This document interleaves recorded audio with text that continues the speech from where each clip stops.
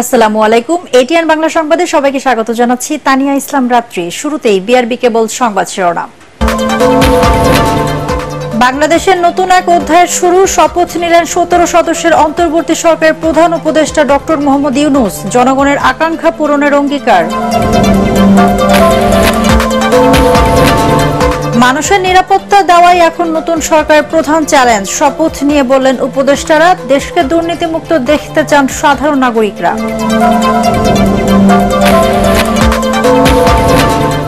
নতুন সরকারের প্রতি ছাত্র সমাজ ও বিএনপির আস্থা রয়েছে, জানালেন মির্জা ফখরুল। অর্থনৈতিক সংকট কাটিয়ে দ্রুত নির্বাচন আয়োজনের তাগিদ। শুনছিলেন বিআরবি কেবল সংবাদ শিরোনাম, এবার বিস্তারিত।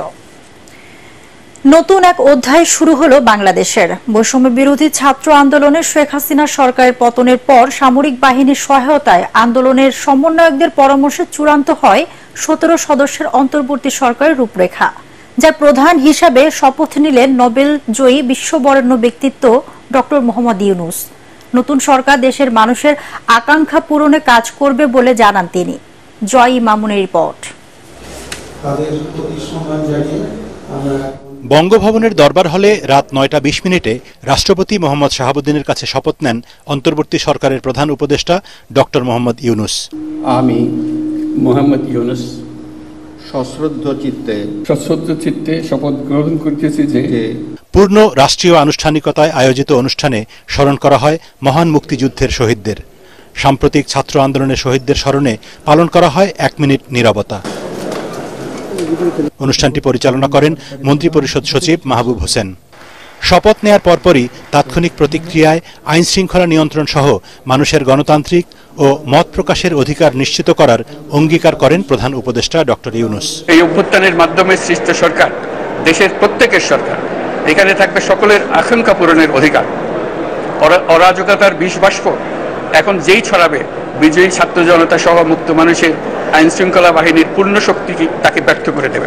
নিষ্ঠুর স্বৈরাচারী সরকার দূর হয়ে গেছে। কাল সূর্য উদয়ের সঙ্গে সঙ্গে গণতন্ত্রের, সুবিচারের, মানবাধিকারের নির্ভয়ে মত প্রকাশের পূর্ণ স্বাধীনতার জন্য দলমত নির্বিশেষে সবাই উপভোগ করবেন।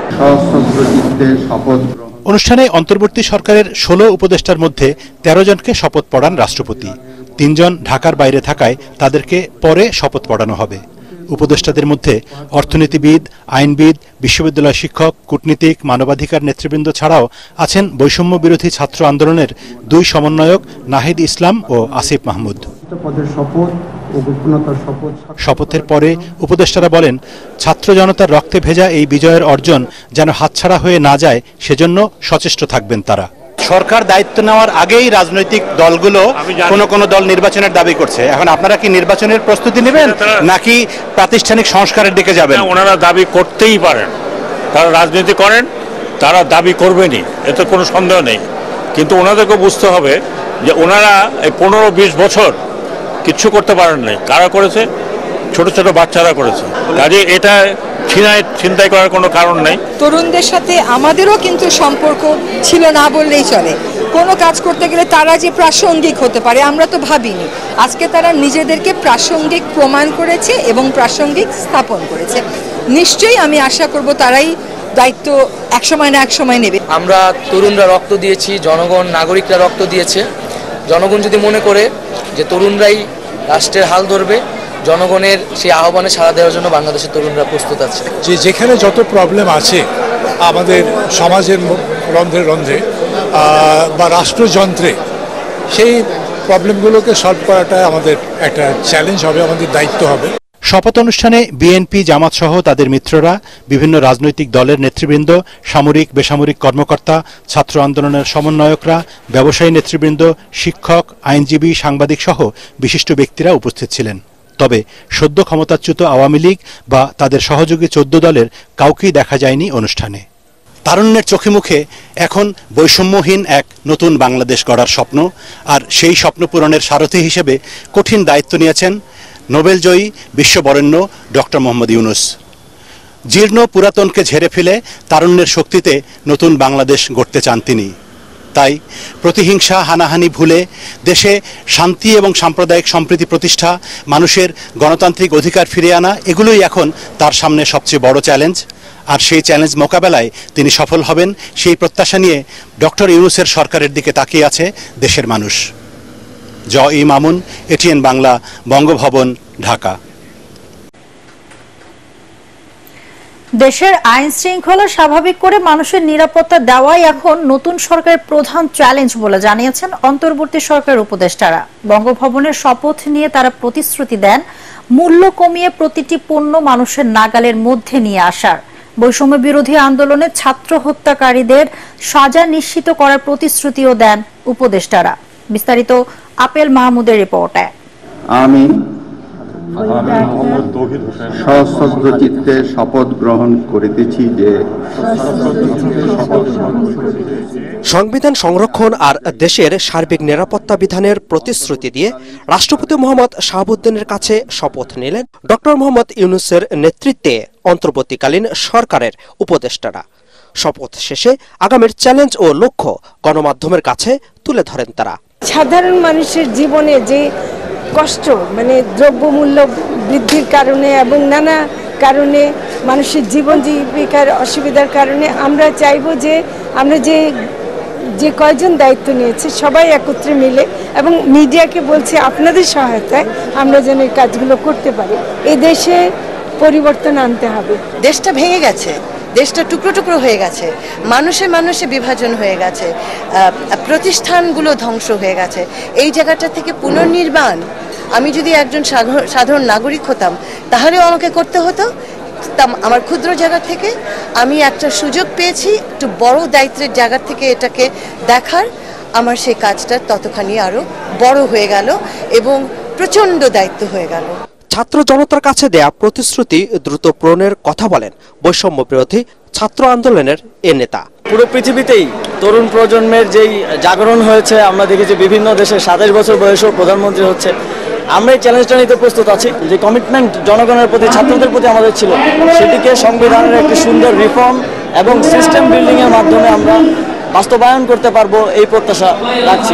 আইন শৃঙ্খলা উন্নয়নের মাধ্যমে দেশের মানুষের সার্বিক নিরাপত্তার প্রতিশ্রুতি দেন তারা। এই বিজয় আমাদের উপর যে দায়িত্ব দিয়েছে সেই দায়িত্ব আমাদেরকে আত্মস্থ করতে হবে। আমি মনে করি আমাদের প্রধান কনসার্ন হচ্ছে ল অ্যান্ড অর্ডার সিচুয়েশনকে রেস্টোর করা, তারপর যারা নিহত হয়েছে অবশ্যই তাদের বিচারের ব্যবস্থা করা, এবং এটার পিছনে যত শক্তিশালী মানুষ থাক, যে দেশেই পালায় যাক বা যেখানেই পালায় যাক,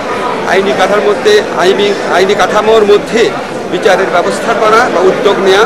দেশটা চলছিল, বহু মানুষ নির্যাতিত হয়েছে, বন্দী হয়েছে, রক্ত দিয়েছে। তাই অপরাধীদের এর জন্য আইনের সামনে আনতে হবে, যারা ভিকটিম তাদের প্রতিকার দিতে হবে। দেশের নির্যাতিত মানুষ, সাধারণ মানুষ, গরিব খেটে খাওয়া মানুষকে শান্তি দেওয়ার জন্য যতটুকু করা সম্ভব সেটা আমরা চেষ্টা করব। সুষ্ঠু গণতান্ত্রিক নির্বাচনের আগে রাষ্ট্রের সংস্কার সবচেয়ে জরুরি বলেও এ সময় জানান উপদেষ্টারা। Apple Mahmud, ATN Bangla, Dhaka.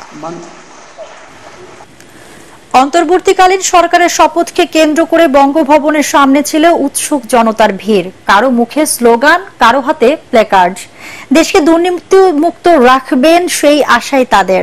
এদিকে বঙ্গভবন জুড়ে ছিল আইন শৃঙ্খলা বাহিনীর নিরাপত্তা বলয়। তবে র্যাবের গাড়ি দেখে ভুয়া স্লোগান দেয় সাধারণ জনতা। এমনকি বঙ্গভবনে যেতে বাধা দেওয়া হয় সাবেক সংসদ সদস্য মাহিবী চৌধুরীকেও। রিপোর্ট মাজহারুল হক মুহাজিরের।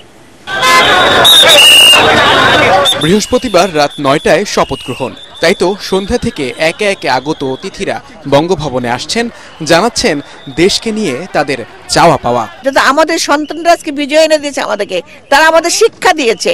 বিগত স্বৈরাচারের যেসব বেআইনি কাজকর্মগুলো হয়েছে, এটা তাদেরকে ধরে এনে বিচারের আওতায় আনা উচিত। আমরা 3 মাসের মধ্যে আমরা আশা করছি যে একটা সুষ্ঠু নিরপেক্ষ নির্বাচন, যে নির্বাচনের অপেক্ষায় এদেশের 16 কোটি মানুষ। ছাত্ররা যে গণতান্ত্রিক অবস্থাটা তৈরি করেছে, এটি নতুন বাংলাদেশের জন্য নবতম স্বাধীনতা। এ সময় বঙ্গভবন এলাকায় দেখা যায় উৎসুক জনতার ভিড়। বিভিন্ন সব প্ল্যাকার্ডের মাঝে চোখে পড়ে আবু সাঈদ আর মুগ্ধর নাম। ঢাকা বিশ্ববিদ্যালয় থেকে আসা একটি দলও স্লোগানে মক্ত। তারা জানান, দেশ সংস্কারে ছাত্রদের আন্দোলন শেষ হয়নি এখনো।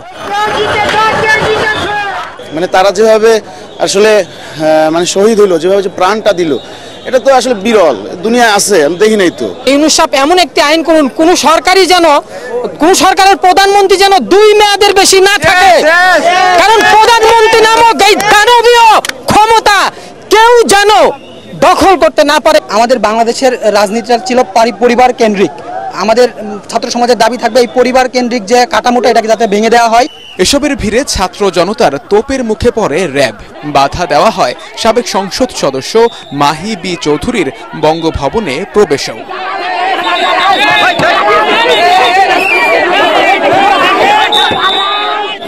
পরে শপথ গ্রহণ শেষে গণমাধ্যমে তাৎক্ষণিক প্রতিক্রিয়ায় ব্যারিস্টার আন্দালিব রহমান পার্থ এবং এফবিসিসিআইয়ের সাবেক সভাপতি একে আজাদ জানান, অন্তর্বর্তী সরকারের প্রতি পূর্ণ সমর্থন আছে তাদের। যে রাজনীতিতে আমরা যেমন সবসময় মনে করতাম আমাদের একটা ভিজিবল অপোনেন্ট আছে, সেটা হলো বিরোধী দল। আওয়ামী লীগ যেমন মনে করেছে বিএনপি জামাতকে আমাদেরকে সরিয়ে দিলেই সব শেষ হয়ে যাবে, বাস্তব সেটা না। আমি মনে করি এই সরকারকে আমাদের সবারই সহযোগিতা করা উচিত, কারণ অনেক রক্তের বিনিময়ে এই সরকার পাওয়া। এই অন্তর্বর্তী সরকারের সবচেয়ে আরেকটা মুখ্য কাজ হবে প্রধানমন্ত্রীর যে অসীম ক্ষমতা, এই ক্ষমতার বিকেন্দ্রীকরণ করা দরকার। এই জিনিসটা তাদেরকে করার জন্য যতটুকু সময় দেওয়ার দরকার তা আমি মনে করি সবাই, ছাত্র জনতা, রাজনীতিবিদ সবাই দেওয়া উচিত। এ সময় বৈষম্য বিরোধী ছাত্র আন্দোলনের সার্জিস হাসনাত সহ সমন্বয়কদের একটি অংশকে দেখা যায় বিজয়ের বেশে। কড়া নিরাপত্তায় সেনাবাহিনীর গাড়িতে উচ্ছ্বসিত ছিলেন সবাই। অন্তর্বর্তীকালীন সরকারের শপথ গ্রহণ শেষে সকলের প্রত্যাশাও যেন বেড়ে গেছে। তাই তো ডক্টর ইউনূসের নেতৃত্বে প্রতিহিংসার রাজনীতি ভুলে দেশে চর্চা হবে সুষ্ঠু গণতন্ত্রের, এমনটাই বলছেন এই ছাত্র জনতা। তাদের দাবি, এই ছাত্র অভ্যুত্থানের ফলেই সৃষ্টি হয়েছে এক নতুন বাংলাদেশের, যার জনক বৈষম্য বিরোধী ছাত্র আন্দোলন। মাজহারুল হক মুহাজির, এটিএন বাংলা, ঢাকা। বাংলাদেশের অন্তর্বর্তী সরকারের প্রধান উপদেষ্টা ডক্টর মোহাম্মদ ইউনূসকে অভিনন্দন জানিয়েছেন ভারতের প্রধানমন্ত্রী নরেন্দ্র মোদী। রাতে সামাজিক যোগাযোগ মাধ্যম এক্সে দেওয়া পোস্টে শুভেচ্ছা বার্তায় তিনি বলেন, হিন্দু ও অন্যান্য সংখ্যালঘু সম্প্রদায়ের সুরক্ষা নিশ্চিত করে বাংলাদেশ দ্রুত স্বাভাবিক অবস্থায় ফিরবে এমন প্রত্যাশা করে ভারত। শান্তি, নিরাপত্তা ও উন্নয়নের জন্য দুদেশের জনগণের অভিন্ন আকাঙ্ক্ষা পূরণে তার দেশ প্রতিশ্রুতিবদ্ধ বলেও উল্লেখ করেন ভারতের প্রধানমন্ত্রী।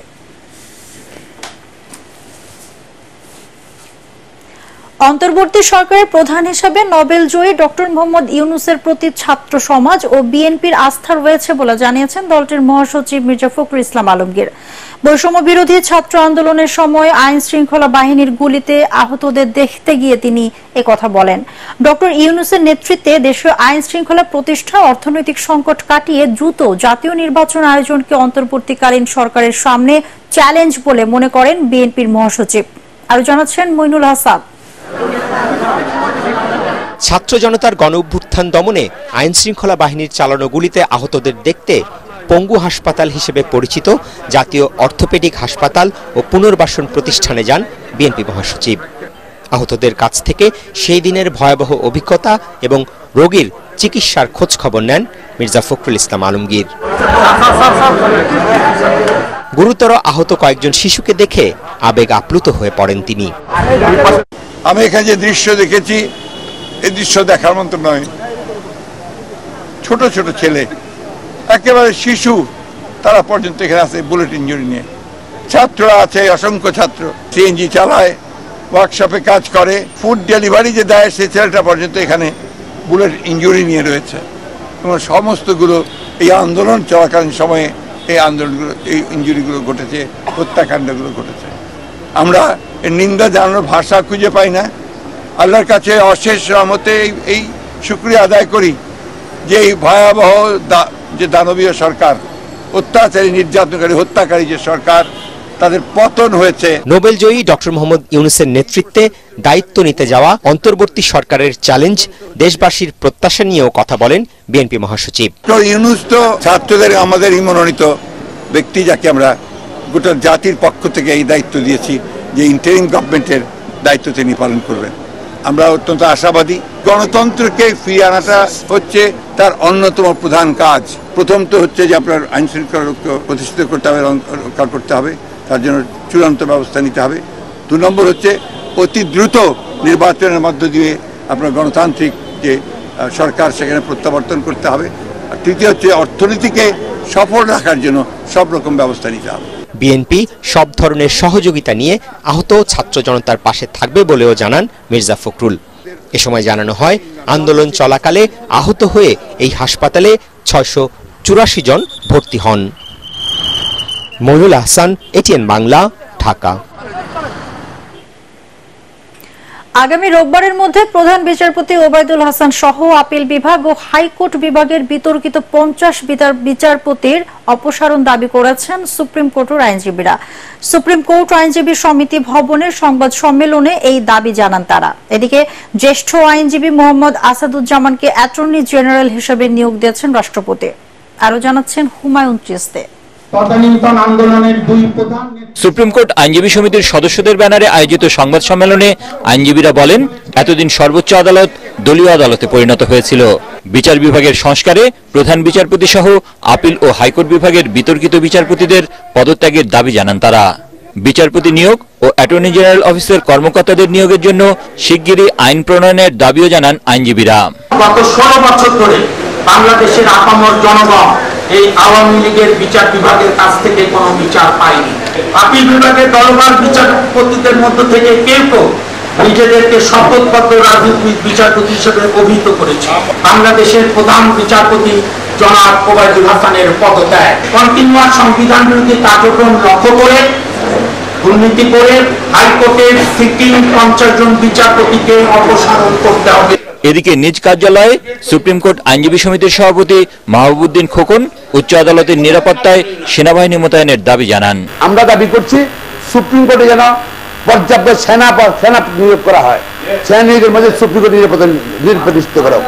সঙ্গে সঙ্গে আগামী রোববার সুপ্রিম কোর্ট আহ্বান করতে পারে আবেদন বসতে হবে। বিচারিক কার্যক্রম চলবে। বিচারিক কার্যক্রম না চলা মানে এটা একটা ষড়যন্ত্র। অর্থাৎ রাষ্ট্র চলতেছে না। এদিকে সুপ্রিম কোর্টের জ্যেষ্ঠ আইনজীবী মোহাম্মদ আসাদুজ্জামানকে অ্যাটর্নি জেনারেল হিসেবে নিয়োগ দিয়েছেন রাষ্ট্রপতি। বুধবার অ্যাটর্নি জেনারেলের পদ থেকে পদত্যাগ করেন এম আমিনউদ্দিন। এছাড়াও পদত্যাগ করেছেন অতিরিক্ত অ্যাটর্নি জেনারেল শেখ মোহাম্মদ মোর্শেদ ও এস.এম. মুনির। হুমায়ুন চিস্তি, এটিএন বাংলা, ঢাকা। সারা রাত ধরে রাজধানীতে ডাকাত আতঙ্ক। প্রত্যেক থানা, পাড়া, মহল্লাতে মাইকিং করে ডাকাতের বিষয়ে সতর্ক করা হচ্ছে। রাতে জেগে সাধারণ মানুষ পাহারাও দিচ্ছেন। তবে এর মধ্যেই পুরো রাজধানী জুড়েই ডাকাতির খবর পাওয়া যাচ্ছে। বৃহস্পতিবার রাতে কাঁঠালবাগান, মিরপুর, উত্তরায় মোট 19 জন ডাকাত ধরা পড়েছে। আরো জানাচ্ছেন ইয়াসিন রানা। দিনে ছদ্মবেশে বিভিন্ন এলাকায় ঘুরে ঘুরে পর্যবেক্ষণ, এরপর রাতে দল বেঁধে ডাকাতি। অ্যাম্বুলেন্স, সিএনজিতে এসে কয়েকটি গ্রুপে ভাগ হয়ে ডাকাতি করার ঘটনা ঘটছে পুরো রাজধানী জুড়ে। অ্যাম্বুলেন্সে এসে ডাকাতি করতে গিয়ে কাঁঠালবাগানে ভিন্ন ভিন্ন এলাকায় ধরা পড়েছে 10 ডাকাত। তাদের ধরে সেনাবাহিনীর হাতে তুলে দিয়েছে এলাকাবাসী। আমরা অলরেডি 3 জনকে ধরেছি এবং এখনো আরো 4 জন আছে এখানে। ঠিক আছে, তো আমরা যেটা করছি, আমরা আসলে না মারার চেষ্টা করছি প্রথমে, পরবর্তীতে যদি পালানোর চেষ্টা করে মারছি এবং পরবর্তীতে আমার সেনাবাহিনী কল করে আমরা ধরিয়ে দিচ্ছি। 9টা, 9:30টার সময় এখানে দেখছি 25 জনের মতো লোক, এরা বসে বসে একটা আলাপ আলোচনা করতেছে। কিন্তু আমরা সাহস পাই না, একটাও চিনি না, কিন্তু আমরা তো এলাকার, একটাও পরিচিত। কিন্তু এদের জিজ্ঞাসা আপনারা কইতে আছেন, কেন আছেন, আল্লাহ নাকা যদি আমাদের ধরে মাইর দেয়। কাঁঠালবাগান বাজারে ধরা হয়েছে 7 জন অ্যাম্বুলেন্সে, আর এখানে সিএনজির ভিতরে ধরা হয়েছে সন্দেহজনক ভাবে 3 জন। কিন্তু কাঁঠালবাগান বাজারে যেগুলো অস্ত্র সামগ্রী পাওয়া গেছে। ফার্মগেট, রাজাবাজার এলাকায় রাত জেগে পাহারা দিচ্ছেন সাধারণ মানুষ। এজন্য কমিটি করা হয়েছে বলেও জানান এলাকাবাসী। অপরিচিত লোক এরা আমরা সাধারণত দেখি না। 3 দিন ধরে দেখতেছি যে খুব ঘোরাফেরা চলতেছে সারাদিনই, হয় বাইক দিয়ে হচ্ছে, নাহলে হাঁটতেছে। মেট্রো রেলের এই যে ফুটপাথগুলো আছে এগুলোর উপর দিয়ে খালি একবার এদিকে যায় একবার ওদিকে যায়, দেখতেছি আমরা 3 দিন ধরে। হোয়াটসঅ্যাপের মাধ্যমে বিভিন্ন এলাকা ভিত্তিক কমিটি যখন যেখান থেকে আমরা খবর পাচ্ছি, আমরা সাথে সাথে সেইখানে একসাথে একযোগে যাচ্ছি। মিরপুর মাজার রোডে ডাকাতি করতে এসে ধরা পড়ে 4 জন। রাতে উত্তরায় ধরা পড়ে 5 ডাকাত 5, 9 ও 11 নম্বর সেক্টরে ডাকাতি করতে এলে সাধারণ মানুষ এদের আটক করে সেনাবাহিনীর কাছে তুলে দেয়। আমরা এলাকার সবাই গিয়া সাবধানতা অবলম্বন করতেছি।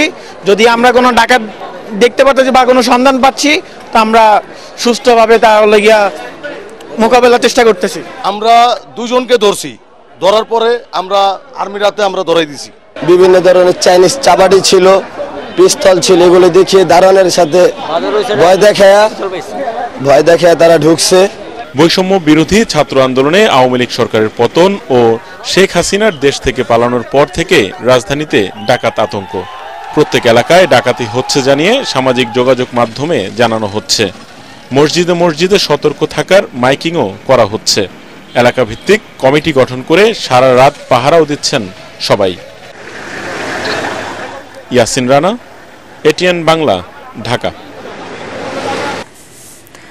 আইন শৃঙ্খলা নিয়ন্ত্রণে পুলিশ বসে থাকতে পারে না, তাই নতুন আইজিপির নির্দেশ মেনে দ্রুত কর্মস্থলে যোগদানের আহ্বান জানিয়েছে অবসরপ্রাপ্ত পুলিশ অফিসার্স কল্যাণ সমিতি।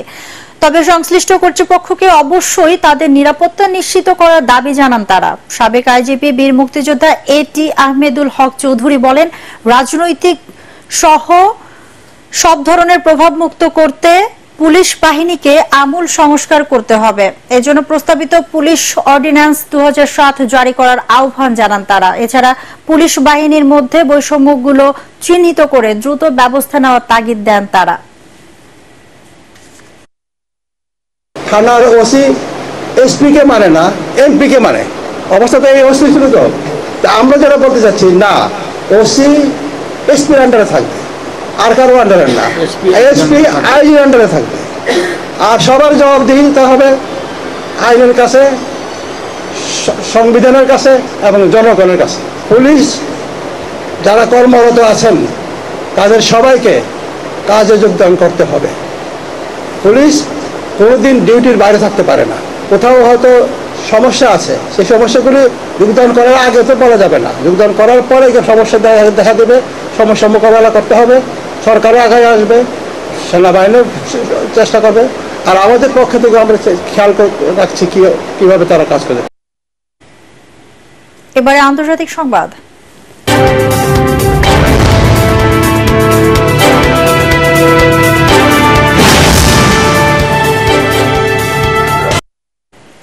বাংলাদেশের অন্তর্বর্তী সরকারের সঙ্গে কাজ করতে প্রস্তুত যুক্তরাষ্ট্র। দেশটির পররাষ্ট্র দপ্তরের নিয়মিত সংবাদ সম্মেলনে মার্কিন সরকারের মুখপাত্র ম্যাথিউ মিলার বলেন, বাংলাদেশের চলমান ঘটনাগুলোর উপর নজর রাখছে যুক্তরাষ্ট্র।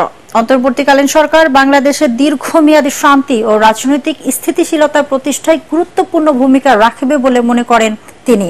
অন্তর্বর্তী সরকারকে গণতান্ত্রিক নীতি, আইনের শাসন ও জনগণের ইচ্ছাকে প্রাধান্য দেওয়ার তাগিদ দেন ম্যাথিউ মিলার। ডক্টর মোহাম্মদ ইউনূসের উপর যুক্তরাষ্ট্রের আস্থা রয়েছে বলেও জানান স্টেট ডিপার্টমেন্টের এই মুখপাত্র। এবারে পার্টেক্স খেলার খবর।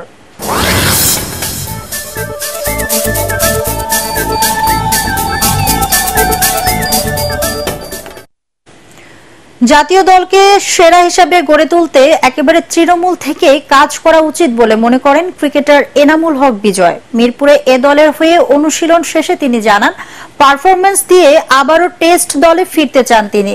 10 আগস্ট পাকিস্তানের বিপক্ষে 2টি 4 দিনের ম্যাচ খেলতে ঢাকা ছাড়বেন বিজয় মুমিনুলরা। 13 আগস্ট প্রথম আর দ্বিতীয় 4 দিনের খেলা শুরু হবে 20 আগস্ট। প্রেজেন্টে থাকাটা খুব জরুরি। আসলে ক্রিকেট শুধু একটা ইন্ডিভিজুয়াল একটা প্লেয়ারের কথা দিয়ে আসলে পরিচালিত হয় না। এখানে আপনারা থাকবেন, সিনিয়র মানুষ থাকবে, নিচের মানুষ থাকবে। আসলে আমি মনে করি ক্রিকেটটাকে ডেভেলপ করতে গেলে রুট লেভেল থেকে শুরু করতে হয়। সেটার ফল আমরা ন্যাশনাল টিমে পাই। বাট আমার কাছে মনে হয় রুট লেভেলটাকে আমরা মজবুত করাটা জরুরি। যেখানে সিলেকশন হতে পারে, সেখানে উইকেট হতে পারে, সেখানে আর্থিক হতে পারে, সেখানে মোটিভেশন হতে পারে, সেখানে ট্রিটমেন্ট হতে পারে, ফ্যাসিলিটি হতে পারে। শেষ করার আগে বিআরবি কেবল সংবাদ শিরোনাম আরেকবার। বাংলাদেশের নতুন এক অধ্যায়ের শুরুর শপথ নিলেন 17 সদস্যের অন্তর্বর্তী সরকারের প্রধান উপদেষ্টা ডক্টর মোহাম্মদ ইউনূস। জনগণের আকাঙ্ক্ষা পূরণের অঙ্গীকার। মানুষের নিরাপত্তা দেওয়াই এখন নতুন সরকারের প্রধান চ্যালেঞ্জ। শপথ নিয়ে বললেন উপদেষ্টারা, দেশকে দুর্নীতিমুক্ত দেখতে চান সাধারণ নাগরিকরা। নতুন সরকারের প্রতি ছাত্র সমাজ ও বিএনপির আস্থা রয়েছে জানালেন মির্জা ফখরুল। অর্থনৈতিক সংকট কাটিয়ে দ্রুত নির্বাচন আয়োজনের তাগিদ। দর্শক, দুর্বৃত্তরা যেন দেশের সাম্প্রদায়িক সম্প্রীতি বিনষ্ট বা রাষ্ট্রীয় সম্পদ ধ্বংস করতে না পারে তা আমাদেরকে নিশ্চিত করতে হবে। দেশ আমাদের, দেশের সম্পদও আমাদের। নিজে সতর্ক থাকুন, অন্যকে সচেতন করুন। দর্শক, পরবর্তী সংবাদ দেখার আমন্ত্রণ জানিয়ে এখনকার মতো শেষ করছি। এটিএন বাংলা সংবাদ ইউটিউবে দেখতে ব্রাউজ করুন youtube.com/ATN Bagda News। ধন্যবাদ সবাইকে।